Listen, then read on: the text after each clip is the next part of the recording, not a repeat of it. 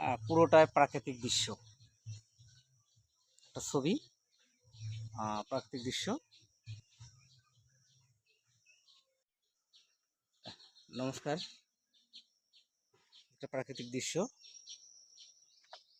আমি দেখাই। প্রায় 2.5 ঘন্টার মতো সময় লাগলো। আর কিছু কিছু ছবি আছে খুব তাড়াতাড়ি আঁকা যায়, অনেকে ছবি এঁকে ওয়াটার কালার জল আর মানে একটু ফেলাই দিয়েই রং এইভাবেই ছবি হয়। আর কিছু কিছু ছবি আছে ওয়াটার কালার হলেও মানে জল খুব কম ব্যবহার হয়। এটার মধ্যে আমি জল খুব কম ব্যবহার করেছি। আর স্বচ্ছ একটা ছবি থাকে যে জলের সাথে মিশ্রিত, তো সেটা হচ্ছে ওয়াটার কালারে, সেটা আরেক ধরনের। আবার এই ছবিটা আরেক ধরন।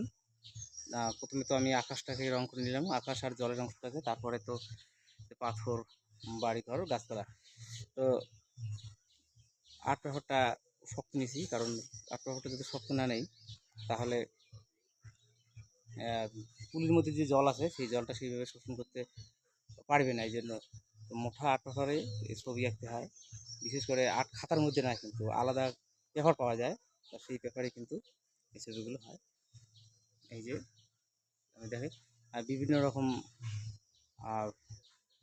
ন্যাচারের দৃশ্য আঁকানো যায়।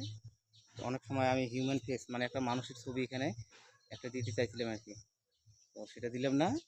যাই হোক, পরবর্তী দেব। আর যারা যারা আঁকে, তো প্রথমে আঁকতে গেলেই